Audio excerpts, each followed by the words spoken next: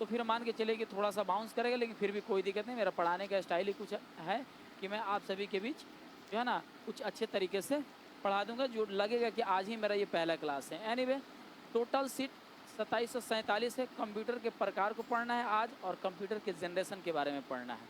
तो 2747 सीट में आपको एक सीट हासिल करना है। वो कैसे होगा? तो चलिए मैं सेशन की शुरुआत करता हूँ। जैसे कि आप सभी को उसमें से एक सीट यहाँ पर देख सकते हैं ना, टोटल सीट 2747, और मैंने यहाँ पर तीर मारा है और बोला है कि इसमें से एक आपका हो जाएगा। कैसे होगा? यानी एक सीट आपका होना चाहिए। एक सीट आपका कैसे होगा भाई? रेगुलर, यानी डेली कंटिन्यू, अगर आप हमारे क्लास में जुड़ेंगे तब। तो चलिए सेशन की शुरुआत करते हैं, और आज कंसेप्ट पढ़ेंगे, अगले दिन ऑब्जेक्टिव कर लेंगे, क्योंकि मैं जो हूँ कि आप सभी के बीच आज कंसेप्ट लेकर के आऊँ। थोड़ी सी लंबी क्लास होगी, लेकिन आपको घबराना नहीं है ना? पढ़ना है, इत्मीनान से पढ़ना है कि नहीं है? तो शुरू करें।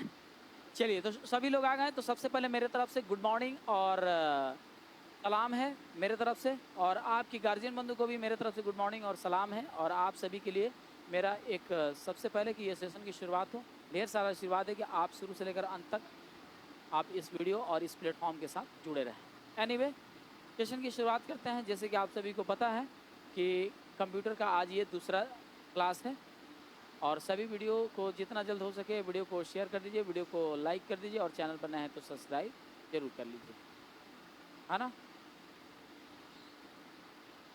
चलिए अब देखते हैं।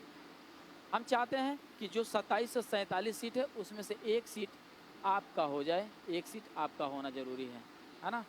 तो चलिए सबसे पहले कि मैं बता दूं आपको कि आज पढ़ना है हमको टाइप्स ऑफ कंप्यूटर। बोले तो कंप्यूटर के प्रकार, कंप्यूटर के प्रकार। हम लोगों ने कंप्यूटर के बारे में समझा कल, लेकिन आज हम लोग को पढ़ना है कि कंप्यूटर के प्रकार कितने होते हैं। तो भाई देखिए, टाइप्स ऑफ कंप्यूटर, कंप्यूटर के 3 प्रकार होते हैं। एक होते हैं एनालॉग कंप्यूटर, और एक होते हैं डिजिटल कंप्यूटर, है ना? बस इत्मीनान से पढ़ना है। और एक होता है हाइब्रिड कंप्यूटर, है ना? बस टाइप्स ऑफ कंप्यूटर में ADH याद रखिएगा। ADH, ए से एनालॉग, डी से डिजिटल, एच से हाइब्रिड। ADH सभी लोग लिखिए तो ADH।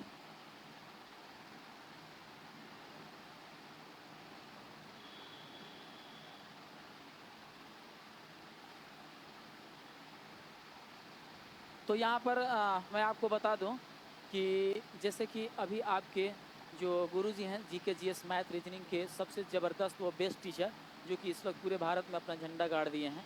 शायद उनकी पहचान उनकी पढ़ाने और उनके लॉजिक से, सिखाने से होती है। उन्होंने एक मैसेज दिया हमको, बोला कि सर इस बात को थोड़ा बोल देंगे तो बहुत बेहतर होगा। उन्होंने कहा कि मात्र 14,000 की ज़रूरत है। कितना? मात्र 14,000 की ज़रूरत है, और हम लोग की अपनी फैमिली 100 की हो जाएगा, 500 की, यानी 500,000 हो जाएगा। ज़रा सोचिए कि अपनी फैमिली जब 500,000 हो जाएंगे तो कितना मज़ा आएगा। हम लोग को भी अपना पूरी आज़ादी मिलेगी। और सोचिए कि हम लोग जब सब कुछ फ्री अभी तक करते आ रहे हैं और पढ़ाते आ रहे हैं, नोट्स फ्री दे रहे हैं, हर चीज़ फ्री दे रहे हैं, तो ज़रा सोचिए कि आने वाले समय जब अपनी फैमिली बड़ी होगी तो कितना मज़ा आएगा, है ना? तो इसलिए आप लोगों से निवेदन है, करजोरी प्रार्थना है कि चैनल को सब्सक्राइब कर लीजिए, और इसके साथ साथ ज्ञापन एंट्रेंस एकेडमी को भी सब्सक्राइब कर लीजिए, क्योंकि दोनों प्लेटफॉर्म पर ज़बरदस्त तरीके से एंट्रेंस की तैयारी करवाई जाती है।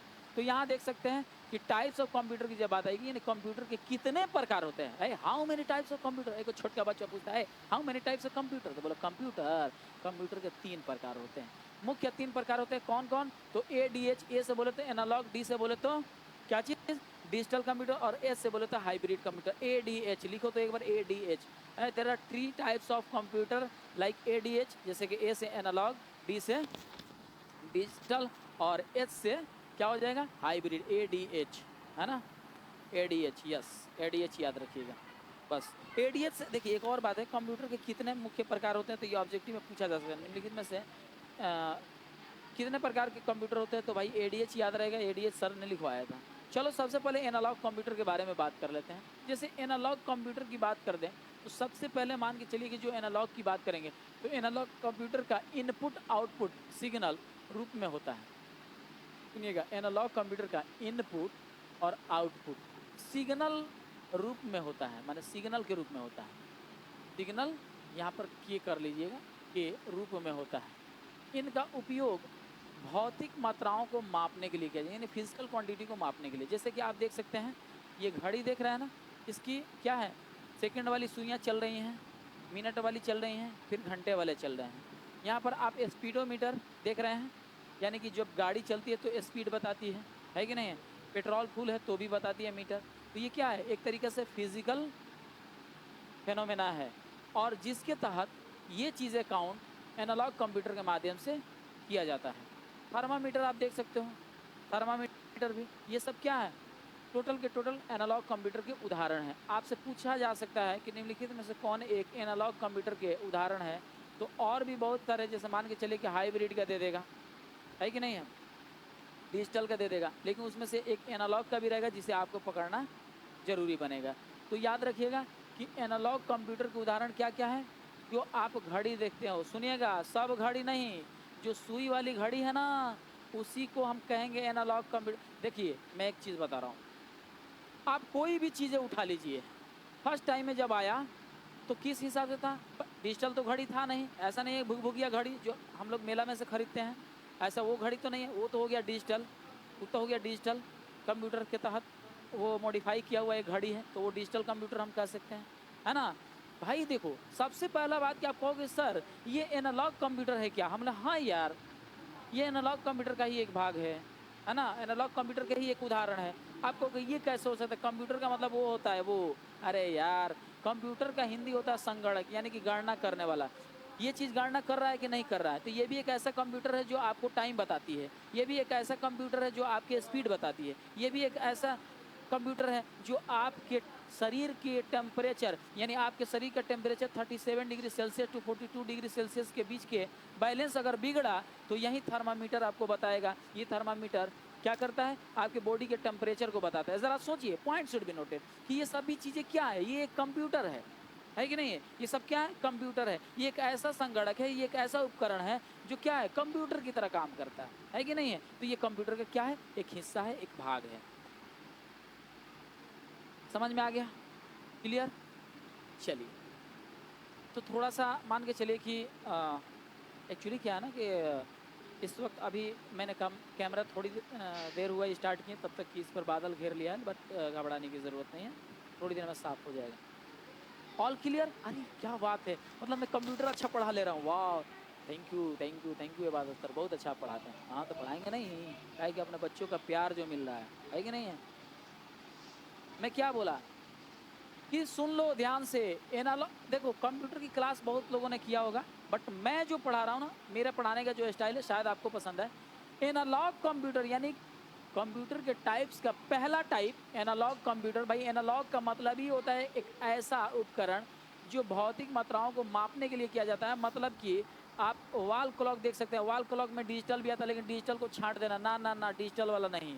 स्पीडोमीटर जो इस तरीके से आप देखो, गाड़ी में बहुत सारे डिजिटल मीटर आ गए, नहीं नहीं नहीं, वो डिजिटल मीटर वो नहीं, ये आपको स्पीडोमीटर जो कांटा इस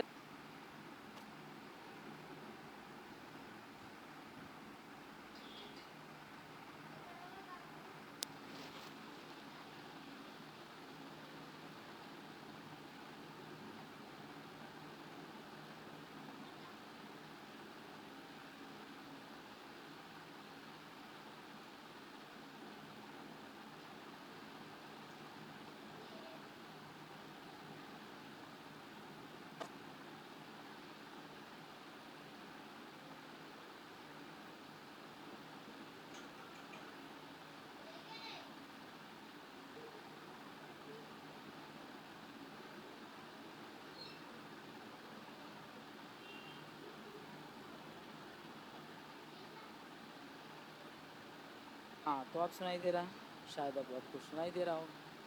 तो मैं क्या कह रहा था बाबू, हाँ मैं ये कह रहा था कि ये जितने भी कंप्यूटर के भाग जो आपको दिखाई दे रहे हैं, देखना ना, ये एनालॉग कंप्यूटर के एक उदाहरण है, वॉल क्लॉक, स्पीडोमीटर, थर्मामीटर। अब आइए बात करते हैं डिजिटल कंप्यूटर की। भाई डिजिटल कंप्यूटर के अंतर्गत क्या आते हैं, तो डिजिटल कंप्यूटर बाइनरी सिस्टम पर आधारित है। भाई बाइनरी सिस्टम पर आधारित है होते हैं, इनका प्रयोग अर्थमेटिक ऑपरेशन को परफॉर्म करने के लिए किया जाता है। ओ माय गॉड, ये क्या है सर, हमको डिफिनेशन नहीं समझना है सर, साफ साफ बता दीजिए आप कहना क्या चाहते हैं। सर साफ साफ बताइए कि आप कहना क्या चाहते हैं, हमने बता रहे हैं। वर्तमान समय में अधिकतर डिजिटल कंप्यूटर उपयोग किया जाता है। अभी जो वर्तमान समय चल रहा है वो देख रहा है ना, ये स्मार्ट वॉच जो है ना, स्मार्ट वॉच यानी सब फिगर फट गया है बट डोंट वरी, है ना। स्मार्ट वॉच देख रहे हो ना, स्मार्ट वॉच आप देख रहे होंगे, बहुत सारे वॉच ऐसे दिखाई दे रहे हैं जिस पर जो अभी इसके थोड़ी देर पहले वाला जो हम दिखाए थे, क्या चीज़ दिखाए थे, एक ऐसा क्लॉक जिसके सेकंड चल रहे थे, मिनट चल रहे थे और घंटा भी चल रहे थे। तो ये क्या हो गया, एनालॉग हो गया, एनालॉग हो गया। बट अब इसको सुइया को हटा के, मिनटवा को हटा के और घंटवा को हटा के डायरेक्ट इसको डिजिटल बना दिया, यानी भुकभुकिया, है ना। तो देख रहे हो ना, भुकभुकिया जो भी घड़ी आप खरीदते हो वो बाज़ार से, या जो भी मान के चलो फ्लिपकार्ट या अमेजन से जब आप मंगाते हो तो कैसे घड़ी, अभी देखो हाई जो मेरा घड़ी है, हाई जो मेरा घड़ी, ये क्या है, एनालॉग है। लेकिन अब हम चाहेंगे तो एक ऐसा घड़ी खरीद कर मंगा सकते हैं जो ये सुई नहीं चलेगी, उसको दबाने के बाद उस पर स्क्रीन पर डिस्प्ले पर दिखाई देगा। वो हो गया क्या चीज़, डिजिटल कंप्यूटर के उदाहरण। तो ये हो गया स्मार्ट वॉच, लैपटॉप वगैरह हो गए, डेस्कटॉप वगैरह हो गए, ये सब क्या है, डिजिटल कंप्यूटर है। ये बात ये समझ में आ गया। अब चलिए आगे बढ़ते हैं कि डिजिटल कंप्यूटर के जो 4 प्रकार होते हैं उसको समझ लेते हैं। डिजिटल कंप्यूटर के कितने प्रकार के होते हैं भाई, तो डिजिटल कंप्यूटर के 4 प्रकार होते हैं। ये बात लिखो तो सर, कंप्यूटर डिजिटल जो होता है ना वो सर 4 प्रकार के होते हैं। सर ये बातें समझ में आ गई, हम बोले कि ठीक है समझ में आ गया। तो वो 4 प्रकार कौन कौन है, तो पहला है माइक्रो कंप्यूटर। भाई माइक्रो से माइक्रो मतलब सूक्ष्म, छोटा, है ना। डिजिटल कंप्यूटर में एक माइक्रो कंप्यूटर भाग होता है जो पहला है ना। ये बहुत छोटे होते हैं, सिग्नल यूजर के लिए होता है, सॉरी सिग्नल कह रहे हैं, सिंगल यूजर के लिए, माने आप अकेला चलाएंगे। माइक्रो कंप्यूटर, डिजिटल कंप्यूटर के पहला भाग क्या हो गया, माइक्रो कंप्यूटर। माइक्रो कंप्यूटर ऐसा कंप्यूटर होता है जो आप सिंगल चला सकते हो, है ना, सिंगल यूज के लिए होता है, सिंगल यूजर के लिए होता है। हर छोटे व्यवसाय, पर्सनल कार्य के लिए इस्तेमाल किए जाते हैं। उदाहरण के लिए जैसे लैपटॉप हो गए, यहाँ आप देख सकते हो, है ना, डेस्कटॉप हो गए और टैबलेट कंप्यूटर वगैरह हो गए। ये सारी चीज़ें क्या है, डिजिटल के पहले प्रकार हैं। उसके बाद से जो दूसरा है वो देख सकते हैं मिनी कंप्यूटर। दूसरा क्या है बाबू, मिनी कंप्यूटर है। ये बात ये समझ में आ रहा है, तो सुनिएगा। जो मिनी कंप्यूटर है या माइक्रो कंप्यूटर से थोड़ा बड़ा होता है, यानी कि जो इसके पहले वाला हम लोग माइक्रो कंप्यूटर के बारे में समझे, वो माइक्रो कंप्यूटर से थोड़ा सा बड़ा हो गया मिनी कंप्यूटर। कार्य क्षमता माइक्रो कंप्यूटर की अपेक्षा अधिक ही होता है। जाहिर सी बात है कि माइक्रो से मिनी का जो काम है वो थोड़ा बड़ा माने अधिक ही होगा। और तो और बड़े बड़े कंपनियों, सरकारी ऑफिस के लिए इस्तेमाल किया जाता है। यहाँ पर आप देख सकते हो ये चीज़ें, है ना। उदाहरण IBM का AS400, है ना। तो ये चीज़ें हो गई। उसके बाद से मेन फ्रेम कंप्यूटर बहुत ज़रूरी है। मेन फ्रेम यहाँ देख लीजिएगा, यह मिनी कंप्यूटर से थोड़ा बड़े होते हैं, यानी कि माइक्रो मिनी को छोड़ दो, उससे भी थोड़ा बड़े होते हैं। इनकी कार्य क्षमता माइक्रो और मिनी कंप्यूटर से ज़्यादा अधिक होते हैं। क्या बातें आपको समझ में आ रही है, ज़्यादा अधिक होते हैं बाबू। बड़ी कंपनियों में सर्वर के रूप में डेटाबेस रखने के लिए इस्तेमाल किया जाता है ना। यहाँ देख रहे हो ना, ये बड़ा कंपनी है, उस कंपनी के ये ऑर्गेनाइज़र है, शायद ये डाटाबेस को स्टोर करने का काम कर रहा है। ये नहीं मतलब कंप्यूटर में करवा रहा है ना। हज़ारों लाखों यूज़र इस्तेमाल कर सकते हैं, माने इसको एक आदमी नहीं, ये सिंगल यूज के लिए नहीं, सभी लोग लाइन बाई लाइन से उसको काम करेंगे। ठीक है। अच्छा मैं तो नहीं फास्ट बोल रहा हूँ ना, मैं ज़्यादा फास्ट बोल रहा। देखो बात दरअसल क्या है ना कि ज्ञापन एकेडमी की पूरी टीम जानते हो क्या करता है ना, पढ़ाने से पहले इतना प्रैक्टिस कर लेता है ना, इतना प्रैक्टिस। जिस तरीके से 3.5 घंटा का मूवी जो शूट होता है ना, तो उस दौरान मतलब मान के चलिए कि 3.5 घंटा का जो मूवी आप कंप्लीट देखते हैं, एक भी कमी नहीं दिखती है ना। तो होता ये है कि मतलब वो 4-5 साल का मेहनत होता है, जो 3.5 घंटा उसका परिणाम दिखता है, और लोग कितना मजा लेते हैं। तो हम भी क्या है ना, हाँ हम भी क्या करते हैं कि जैसे पढ़ाने से पहले अपना स्पीड, मतलब स्पीड नहीं यार, मतलब मैं इतने कंसेप्ट को इकट्ठा कर लेता हूँ ना, सोचता हूँ कि मैं लाइन बाई लाइन से बढ़िया से पढ़ा दूँ, समझा दूँ। 2 बजे से अमित सर की क्लासेस चलेंगी, आपको टेंशन लेने की ज़रूरत नहीं।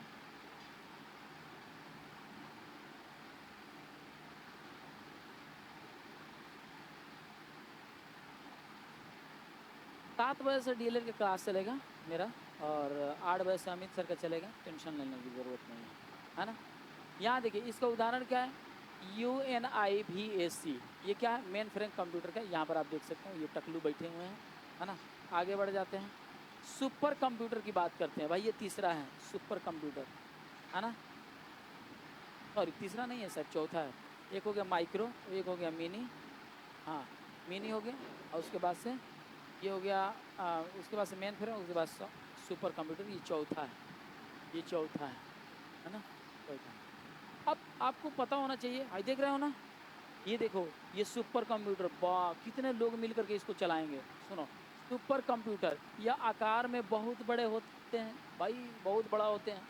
सुनो, इनकी कार्य क्षमता बहुत अधिक होती है और तेज होती है। इसकी कार्य क्षमता इतना फास्ट चलेगा जिसका हद हिसाब नहीं सुपर कंप्यूटर का। सुन लो, है इंजीनियरिंग एवं वैज्ञानिक अनुसंधान के लिए इस्तेमाल किया जाता है ना, और तो और ये सबसे महंगा होता है।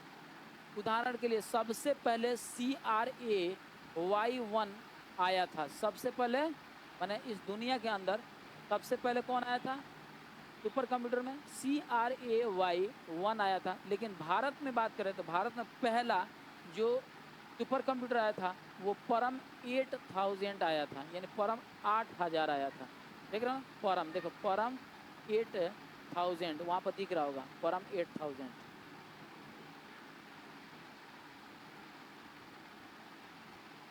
क्लियर? सर जी मेरे गांव और घर में बाढ़ पानी घुस गया है और बहुत घर कट गया है। गंगा जी के किनारे घर है सर जी मेरे गांव। और ओ आरती कुमारी सागा का। तो आरती जब ऐसी बात है तो इधर सिवान जिला के धरती पर आ जाओ, है ना, पूरे फैमिली लेकर के पहुंच जाओ। यहाँ हम लोग रूम वगैरह फ्लैट वगैरह दिलवा देंगे, इसमें कौन सी बड़ी बात है। फिर जब उधर सुखाड़ आ जाएगा तो चले जाना, है कि नहीं है। बस और क्या हम लोग सेवा कर सकते हैं बताइए। तो भारत में सुपर कंप्यूटर में सबसे पहला कौन आया था, तो परम 8000। यहाँ से भी क्वेश्चन उठाता है। अब आइए बात करते हैं हाइब्रिड कंप्यूटर के बारे में। हालांकि डिजिटल कंप्यूटर के बारे में तो समझ लिया, हाइब्रिड कंप्यूटर कैसे बना भाई। तो हाइब्रिड पता है किस तरीके से बना, ये एनालॉग और डिजिटल को मिलाकर के हाइब्रिड बन गया, है ना। हाइब्रिड कंप्यूटर को डिजिटल और एनालॉग दोनों प्रकार के कंप्यूटर को मिलाकर बना दिया। चल भाई दोनों को मिलाकर, क्योंकि क्या है ना कि एनालॉग डाटा बताएगा, यहाँ पर देख सकते हो एनालॉग, जैसे कि आप देखते हो कौन इंसान का आखिरी सांस चलता है तो लगता है कि भाई उसको चेक करते तो उसको क्या है ना कि नज़ल कैविटी के अंदर वो लगा दिए जाते हैं और भी बहुत सारे मशीन तशीन लगा करके उसके बाद से देखा जाता है सांसवा चलता है तो इस तरीके से चलता है ना, इस तरीके से चलता है और टिक टिक टिक बोलता है। और जैसे ही सीधा हुआ समझो कि बेचारा चला गया, है ना, स्वर्गवास हो गया। तो ये एनालॉग डेटा के माध्यम से पता चलता है। और डिजिटल डेटा ये होता है कि इधर बगलवा में दिखाता है 4 5 6 माने रेस्पिरेटरी स्पीड दिखाता है, माने रेस्पिरेशन जो श्वसन की जो प्रक्रिया होती है, माने श्वसन दर कितनी होनी चाहिए। मान के चलो कि 1 मिनट में कितना बार सांस हमारी होनी चाहिए, जिसको बैलेंस समझा जाता है ना। और धड़कन को भी, धड़कन से भी कंटेक्ट करके रखा जाता है। 1 मिनट में 72 बार धड़कनी चाहिए तो धड़कन को भी रहता है। आपके बॉडी का टेम्परेचर भी यहाँ पर डिजिटल डेटा के द्वारा, डिजिटल एनालॉग के माध्यम सॉरी डिजिटल मीटर के द्वारा दिखाए जाते हैं। यहाँ पर ये एनालॉग मीटर के द्वारा दिखाए जाते हैं आपकी सांसें जो चल रही है। तो ये क्या है ना कि हाइब्रिड जो कंप्यूटर को मॉडिफाई किया गया, बनाया गया, तो ये किस माध्यम से बनाया गया। तो आपसे पूछेगा कि निम्नलिखित में से कौन सा कंप्यूटर को, है ना, डिजिटल और एनालॉग के सम्मिश्रण से या संयोजन से उत्पन्न हुए हैं, तो आप बता दीजिए कि हाइब्रिड कंप्यूटर। ये बातें क्लियर हो गई। चलिए थोड़ा सा टाइप्स ऑफ जनरेशन पढ़ लेते हैं भाई। कंप्यूटर के जो जनरेशन होता है ना वो थोड़ा सा पढ़ लेते हैं। उसके बाद से हम क्या करेंगे आपसे, मतलब ये चीज़ें पढ़ा करके, और ऑब्जेक्टिव इस सेशन में तो नहीं करा पाएंगे बट अगले दिन कराएंगे, है ना। यहाँ देख लीजिएगा, जनरेशन ऑफ कंप्यूटर, कंप्यूटर की जो पीढ़ियाँ होती है वो समझ लो। फर्स्ट जनरेशन जो थी वो फर्स्ट जनरेशन में प्रथम पीढ़ी के कंप्यूटर को लगभग 1946 और 1959 के बीच बनाया गया था। यानी कि 1946 से 1959 के बीच फर्स्ट जनरेशन को रखा गया। ये ध्यान से रखिए भाई, कंप्यूटर का जनरेशन क्या, जो हम कहते हैं ना कि किस जनरेशन का ये लैपटॉप है या कौन सा जनरेशन का ये डेस्कटॉप है, तो वो चीज़ें हम लोग किस हिसाब से बात करते हैं। जो हम लोग कहते हैं ना 11 जनरेशन है, 12 जनरेशन है ना, तो वो जनरेशन जो होता है ना, वो जनरेशन, ये जनरेशन, ये सारी चीज़ों को हम लोग को समझना है। क्योंकि क्या है ना कि आपके जो मान के चलिए कंप्यूटर के जो सिलेबस के अनुसार जितना दिया है उतना मैं पढ़ाऊँगा। जनरेशन ऑफ कंप्यूटर पढ़ना है तो मैं वो भी चीज़ें बता दे रहा हूँ। फर्स्ट जनरेशन कितना साल के बीच में था, तो 1946 से 1959 के बीच में। लेकिन प्रथम पीढ़ी के कंप्यूटर को बनाने में कांच के बने वैक्यूम ट्यूब का इस्तेमाल किया जाता था। देख रहे हो ना, ये कांच का वैक्यूम ट्यूब की तरह इस्तेमाल किया जाता था। ये बातें क्लियर हो गई। एक कंप्यूटर को बनाने में हज़ारों वैक्यूम ट्यूब का इस्तेमाल होता था। इसलिए ये कंप्यूटर इतने बड़े होते थे, इसको रखने के लिए एक कमरे की ज़रूरत पड़ती थी। देख रहे हो ना, आजकल ऐसा कंप्यूटर हो गया कि उसको पॉकेट के अंदर भी रख सकते हो। बट ये जो कंप्यूटर जब बनाया गया, तो इसको भाई इसको रखने के लिए तो एक समझिए तो रूम और कमरे की ज़रूरत पड़ती थी। यहाँ आप देख सकते हो ये फिगर। उसके बाद से बात करें सेकेंड जनरेशन में आ जाओ। सेकेंड जनरेशन में शायद ये आपको दिखाई दे रहा होगा। तो सेकेंड जनरेशन में देख रहे हो ना, ट्रांजिस्टर का प्रयोग होने लगा। द्वितीय पीढ़ी के कंप्यूटर लगभग 1956 से 1963, यानी बोले तो 1956 से 1963 के बीच में रखा गया है ना, 1963 के बीच में। इन कंप्यूटर में वैक्यूम जगह ट्रांजिस्टर इस्तेमाल होने लगा। यानी जो वैक्यूम था ना, जो वैक्यूम ट्यूब बनाया जाता था कांच का और इसी के अंदर होता था, तो अब ये इस चीज़ को कैंसिल करके है ना क्या बना दिया गया, ट्रांजिस्टर बना दिया गया। देख रहा हो ना, कुछ तो डेवलप हुआ कि नहीं, हमारे साइंटिस्ट ने कुछ तो किया, बेहतर किया। और कहीं ना कहीं से उससे थोड़ा सा हल्का बनाने की कोशिश किया। जो एक रूम में कंफर्टेबिलिटी होती थी रखने में, ट्रांजिस्टर वैक्यूम ट्यूब से छोटे होते थे। तो जाहिर सी बात है कि जो इसके पहले वाला फर्स्ट जनरेशन का जो कंप्यूटर था वो बहुत बड़ा होता था, एक रूम में रखने में काफ़ी दिक्कत होती थी, मतलब एक रूम में रखने की ज़रूरत पड़ती थी, है ना।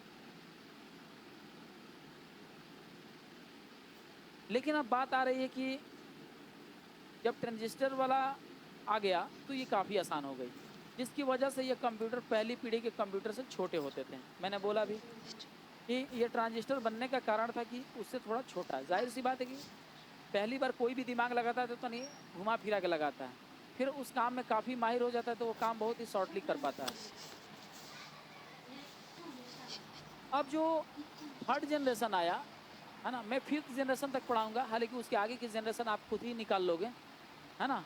अब देखो, जो तीसरी पीढ़ी के कंप्यूटर आए वो 1964 से 1971 के बीच में रखे गए। 1964 से लेकर के 1971 के बीच के थर्ड पीढ़ी को रखा गया। इन कंप्यूटर में ट्रांजिस्टर की जगह आईसी यानी इंटीग्रेटेड सर्किट को रखा जाएगा का इस्तेमाल किया गया। यानी कि अब ट्रांजिस्टर को भी हटा दिया गया और देख रहे हैं ना इंटीग्रेटेड सर्किट। अब आप कहोगे सर ये इंटीग्रेटेड सर्किट क्या होता है, तो मैं बता रहा हूँ। एक ऐसा सर्किट जो एक दूसरे से लगा हुआ होता है, मतलब कि एक ऐसा, देखो मान के चलो इसमें ऐसा नहीं है कि ट्रांजिस्टर नहीं है ना। ट्रांजिस्टर जो होता था उसके काम जो होते थे है ना, तो कहीं ना कहीं से इस आईसी से बड़े होते थे, लेकिन ट्रांजिस्टर से थोड़ा सा चीप हो गया, यानी सस्ता हो गया और छोटा भी हो गया।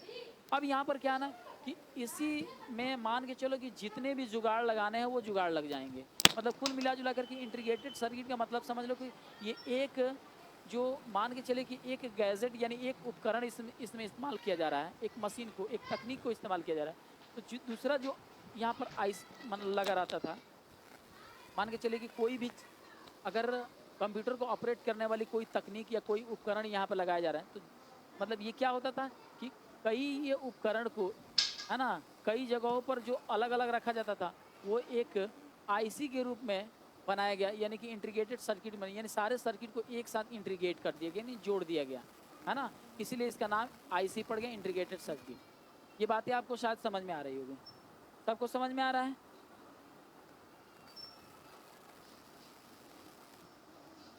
चलिए अब यहाँ पर देखिएगा, तो यहाँ पर क्या हो गया, ट्रांजिस्टर को हटाया गया और आईसी लाया गया, है ना। और तभी तो जा करके हमारे भारत के अंदर ही नहीं बल्कि पूरे वर्ल्ड में, है ना कहीं से ये थर्ड जनरेशन वाली कंप्यूटर काफ़ी चीप हो गई, मैंने सस्ता भी हो गई पहले की अपेक्षा, और कहीं ना कहीं से ये हल्का भी हो गए। अच्छा, जिसकी वजह से ये कंप्यूटर दूसरी पीढ़ी के कंप्यूटर से छोटे, सस्ते और अधिक तेज थे। देख रहे हो ना, सस्ते भी हो गए और कंप्यूटर छोटे भी हो गए और काफ़ी तेज भी बन गए। और इस पीढ़ी के कंप्यूटर के मेमोरी की क्षमता भी अधिक हो गई थी। तो मान के चलो कि इंटीग्रेटेड सर्किट का जो प्रयोग हुआ इससे थर्ड जनरेशन में हुआ। तो आपसे पूछा जा सकता है कि कंप्यूटर के किस पीढ़ी में, है ना, आईसी का प्रयोग किया गया। आईसी का प्रयोग कब किया गया? तो आप क्या बताओगे, फर्स्ट जनरेशन की थर्ड जनरेशन? बताइए, फर्स्ट जनरेशन की थर्ड। हालांकि लास्ट में मैं सवाल पूछूंगा, आपको टेंशन लेने की जरूरत नहीं।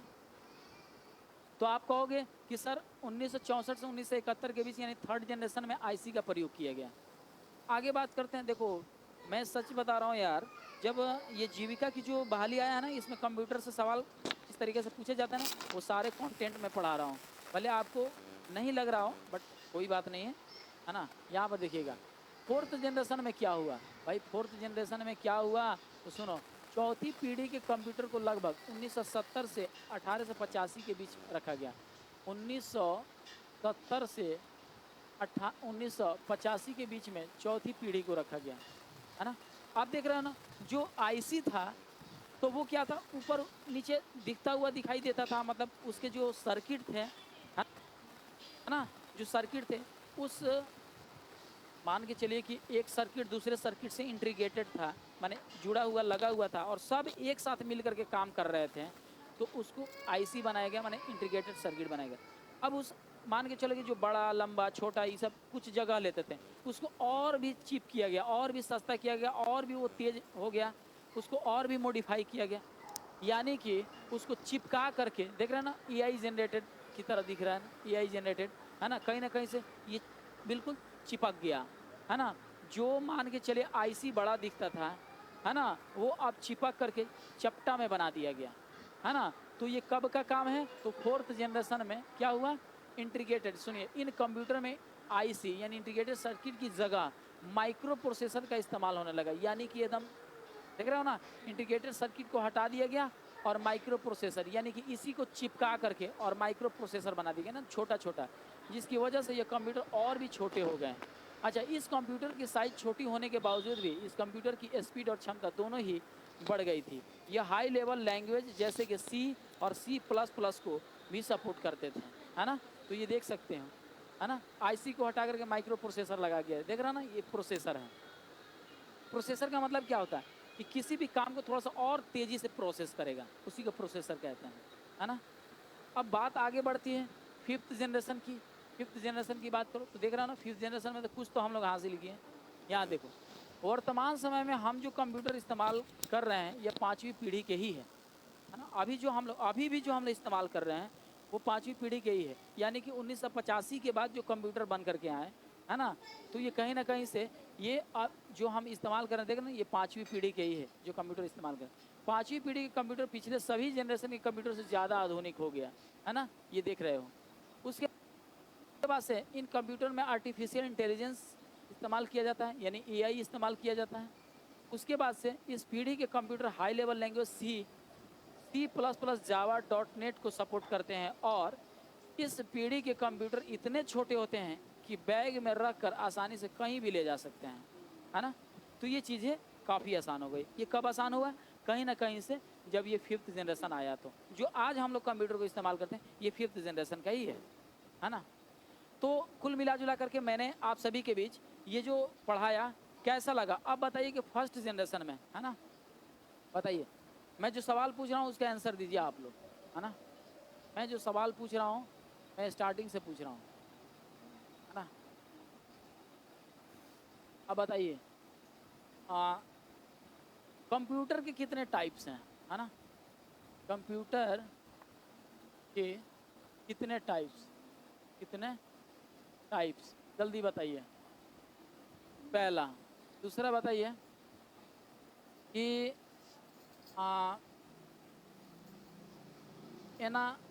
एनालॉग कंप्यूटर के उदाहरण बताइए। उदाहरण। उसके बाद से बताइए डिजिटल कंप्यूटर के उदाहरण। ये बताइए, है ना। उसके बाद चौथा बताइए, है ना।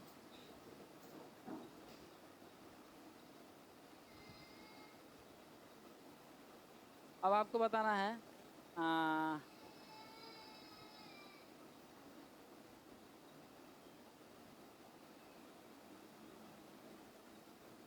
फर्स्ट जनरेशन के समय समय कंप्यूटर